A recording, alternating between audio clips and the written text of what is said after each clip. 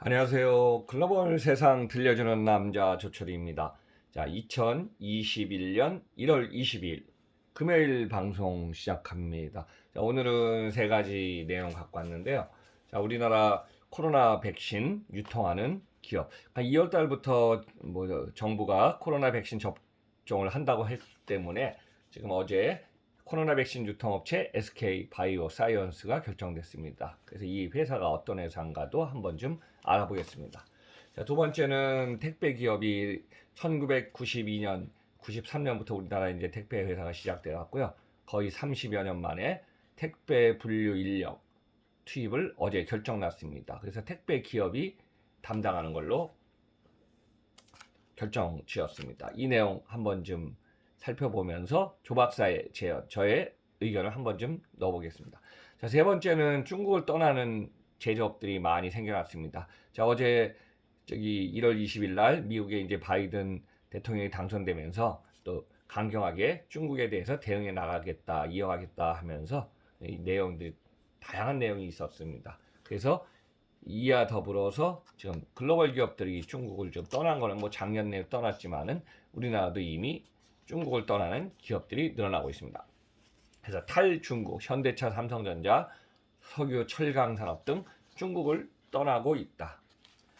그래서 이 세 가지를 한번 중심으로 내용을 한번 좀 살펴보겠습니다. 자, 첫 번째는 SK 바이오 사이언스가요. 코로나 백신 유통 기업으로 결정됐습니다. 자, 올해 2월에 이제 코로나 백신 접종을 앞두고서 정부가 코로나19 백신 접종을 위한 유통경영 업체를 결정했는데요. 여기에 SK 바이오 사이언스가 채택됐습니다. 자, SK 바이오 사이언스는요, 아스트라제네카 백신을 위탁 생산 또는 노바백스 백신의 기술 이전을 통해 갖고 국내 생산 공급 계약을 앞두고 있습니다. 그래서 질병관리청은요, 코로나19 백신 국내 유통관리 체계 운영 공고를 통해 갖고 SK 바이오 사이언스가 선정되었습니다. 그래서 투찰 금액은 508억 원이라고 합니다. 그래서 사업자를 선정이 됐기 때문에 코로나19 백신의 보관, 유통, 콜드체인 구축 등 백신 공급 전 과정을 지금 책임지고 여기에 대해서 SK 사이언스를 통해서 노바 백신은 2천만 명분의 성구매 추진을 갖다가 이전에 언급한 사항도 있었죠.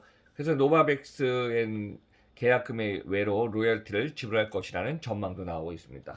지금까지 이제 결정된 내용은 아니지만은 예상으로 모더나가 2천만 명분, 화이자가 1천만 명분, 코백스 1천만, 얀센 600만 명, 아스트라제네카 1천만 명분 외에도 이번에 노바백스 2천만 명분하고 총 7,600만 명분의 백신을 지금 확보해 둔 상황이라고는 하고 있습니다. 그럼 이제 SK바이오 사이언스는 어떤 회사인가요? SK 계열사이고요. 의약품 제조 도매, 무형재산권의 임대, 연구 용역 등 완제의약품 제조업체입니다. 2018년 7월 1일 날 설립돼 갔고요. 현재 2019년 내 매출액이 1,839억 원, 또 종업원이 542명의 회사입니다. 그래서 의약품 유통 물류를 추진하기 위해서는 그러니까 의약품 유통을 추진은 하지 않았기 때문에 관련 기업이 좀 있어야 할 걸로 보고 있습니다. 그래서 이제 의약품 유통 관련한 기업들은 제가 지난주에도 방송했지만은 용말로지스, GC, 녹시자, 랩셀 등의 파트너사의 도움이 필요하죠. 그 외에도 현재 지금 물류 쪽에서는 용말로지스 또는 삼성 SDS, 한국초조원 등 백신 유통 모의 시험을 통해서 겸응한 기업들이 있습니다. 그래서 이제 어느 기업과 손잡고 또 추진할지 이것도 한번 좀 여러분들이 한번 살펴보시면 될 것 같습니다. 자, 두 번째는 택배업계에서 있죠. 분류 인력 투입은 택배 기업이 맡아 해라. 택배 회사의 책임으로 어제 1월 21일 날 결정이 났습니다. 근데 어제 택배 작업에서 분류 작업은 택배 회사가 책임을 해야 된다고 명시하고 합의가 결정이 났습니다. 이번 구정 설 택배를 앞두고요. 좀 택배 대란이 좀 일어날 거다 그랬는데 결국은 타협이 되었기 때문에 설택배 전에 대란은 중단된 상태입니다. 근데 갑작스러운 결정 곧 이제 저 가격이 인상되지 않을까 이런 우려를 좀 할 수밖에 없습니다. 왜냐하면 우리나라 택배 지금까지 택배 금액은 좀 저렴한 상태였죠. 그래서 택배업계와 정부, 노동자 단체가 이제 분류 작업을 갖다가 논의했는데요. 결정적으로 이제 택배회사에 부담이 되다 보니까 이것은 저의 조박사에 한번 제언 넣어봤습니다. 저도 택배 분야를 갖다가 일본의 야마토부터 한국의 5개 회사 그 전에 자문 컨설팅 들어갔고 택배에 대해서 어느 정도 지금 사항을 지켜보고 있거든요. 그래서 지금 분류 작업은 기본적으로 여러분들이 이제 주문하고 부탁한 상품들이 다 이제 지점에서 한번 터미널로 가서 이제 분류를 시켜야 되니까 터미널에 들어가서 인력에 의해서 분류를 시작합니다.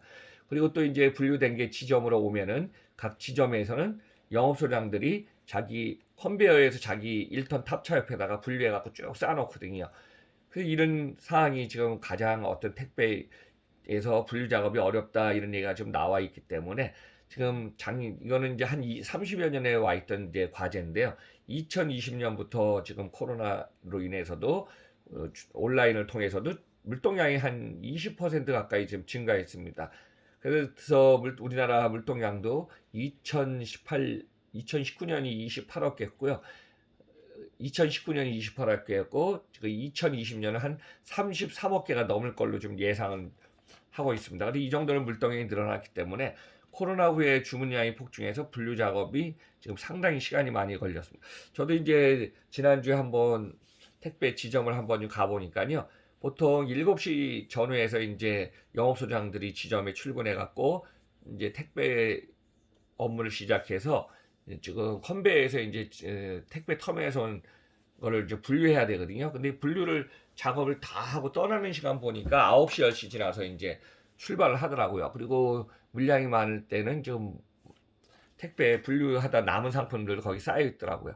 이런 상황을 보니까 평균 배송 시간이 1시간, 2시간 더 늦게 출발하는 것 같습니다. 그러니까 배송할 시간이 그만큼 부족하니까 결국은 배송을 완료해서 집에 들어갈 시간이 늦어진 것이죠. 그래서 이제 오랜 동안 이것은 진행된 과제이기도 하지만은 이 문제를 두고 작년에 CJ 대한통운은 작년에 4,000명을 분류 작업 인력에 투입한다고 했고요. 근데 지금 현재 3,000명 정도가 지금 나가 있다고 합니다. 그래서 곧 1,000명 정도 투입한다는 입장이고 롯데글로벌 로지스트도 다음 달 초까지 1,000명 인력을 지금 투입 완료하겠다고 지금 얘기했습니다. 현재 500명 정도이기 때문에 지금 이번 합의로 500명을 더 늘린다고 합니다. 그래서 최근 들어서 이제 택배 기사들, 영업소장들의 과로사 사망이 늘어난 것이 지금 과제가 되고 있어서 다양한 요구 조건 사항도 있어서 결론은 이 요구 조건을 다 들어주고 진행하다 보면은 택배비 인상으로 결정될 걸로 좀 보고 있습니다. 그래서 작업 배송 시간은 저녁 9시 전까지도 결정해갖고 지금 진행하기 때문에 어떻게 보면은 택배 영업소장들은 다 개인 사업자들이 대다수입니다. 그래서 배달 상품 개수 곱하기 수수료, 또 집화 상품 개수 곱하기 수수료를 받아갖고 지금 현행했는데 이런 어떤 과제들을 다 또 이제 합의해서 개선을 해야 되기 때문에 택배 상품 취급 물량, 배송 집화 물량이 집하는 거 있지만은 배송 물량이 준다면은 이것도 개인의 연소득과 지금 연결이 돼 있기 때문에 이것도 어떻게 조정할까가 앞으로의 남은 과제라고 좀 보겠습니다.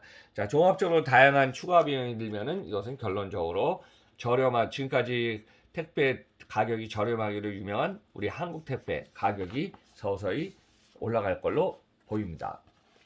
자, 세 번째 소식은요. 탈중국, 현대차, 삼성전자 등 제조업체들이 중국을 떠나고 있다. 이 한번 사항을 갖다가 한번 원인이 왜 그린가 한번 보겠습니다. 코로나19로 중국에 의존하던 SCM, 서플라이 체인 매니지먼트 공급망 관리의 리스크가 지금 커진 상태입니다. 작년 2020년에 보니까 중국의 의존도가 높다 보니까 중국에서 작년 1분기에 공장에서 아니면 국제 간의 어떤 물량이 정해진 시간 안에 도착이 안 되니까 완성품도 안 되고 납기 안에 물건을 못 맞추는 경우가 많이 발생했습니다. 그래서 이제 이런 상황이 좀 벌어지다 보니까 중국을 그전부터 이제 중국을 탈피해야 된다. 저도 이제 많은 얘기를 했지만은 소비가 커지는 이머징 마켓, 베트남, 아세안, 인도네시아 등 이런 다양한 국가로 이제 앞으로 성장성이 커지는 쪽으로 지금 중국을 떠나서 공장을 지금 이전하고 있습니다. 또 하나는 1월 20날 결정 났지만은 바이든 행정부도 중국의 패권주의를 겨냥한 강경 노선을 예정했습니다. 그래서 이 노선을 갖다가 따르자면은 어떻게 보면은 중국에 관련된 그쪽을 갖다 분산하는 것도 지금 필요할 걸로 좀 보고 있습니다. 그래서 현대기아차는 2019년에 베이징 공장, 옌청 공장을 문을 닫고 동남아 시장으로 이전했습니다. 그래서 인도네시아, 아프리카로 지금 전환하는 움직임을 보이고 있고요. 전자업계 삼성전자, 탈중국의 흐름은 2, 3년 전부터 진행해갔고 2018년에 중국의 텐진 스마트폰 공장 가동을 중지시켰고 2020년 7월 마지막에 있는 PC 공장 수저우 생산 라인도 중단했고 2020년 11월 텐진 TV 공장도 가동을 중지시켰습니다. 그래서 중국에서 이제 베트남으로 제3지역으로 지금 전환을 계속 이전 중에 있고요. 베트남의 북부 박린성과 타이응우 옌성에 휴대폰 공장을 두고 2020년 하노이 대규모 연구개발센터도 건설하기 시작했습니다. 석유산업에 있어서도 석유산업도 이제 중국의 의존도가 높은 업종인데요. 한 25% 정도 차지한다고 합니다. 그래서 인도와 베트남 등 신흥시장으로 투자를 확대하고 있습니다. 롯데케미칼은 2010년에 말레이시아 타이탄 공장을 인수해서 미국 에틸렌 크래커 센터 건설 등에 투자하고 있고요. S오일도 인도의 작년 4분기부터 자체 브랜드된 윤활유를 팔기 시작했다고 합니다. 철강업계의 포스코도요. 미래 성장 동력인 2차 전지 소재 산업을 중국에 의존돼서 점차 낮춰서 지금 이전하고 있다고 합니다. 그래서 제가 볼 때는 이제 기존의 트럼프에 의해서 이제 바이든 정부도 강력한 대중국 통상 기조를 지금 이어갈 것으로 보이기 때문에 전 세계에 있는 글로벌 기업들은 어떤 지금 전환점을 가져야 될지 각자 기업의 경영 전략에 따라서 좀 달라질 걸로 좀 보고 있습니다. 그래서 오늘은 벌써 참 세월 빠르네요. 1월 달에 지금 들어서 세 번째 불금의 시간입니다. 그래서 여러분들 오늘 하루도 지금 비가 계속 내리고 있는 상황이기 때문에 오늘 날씨는 상당히 따뜻해졌습니다. 그래서 오늘도 불금의 소중한 건강 잘 관리하시면서 보내시기 바랍니다. 자, 오늘은 세 가지 소식으로 여러분들한테 내용 전달했습니다. 글로벌 세상 들려주는 남자 조철이었습니다. 그럼 여러분들 건강하시면서 다음 주 시간에 뵙겠습니다. 감사합니다.